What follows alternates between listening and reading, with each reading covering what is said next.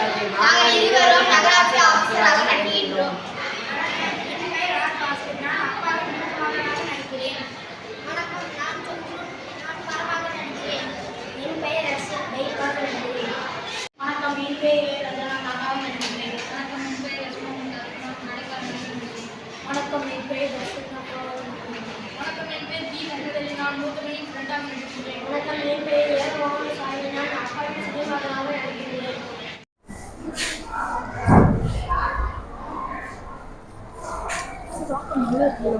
ஆமா நல்லா இருக்குடா, ரொம்ப நல்லா.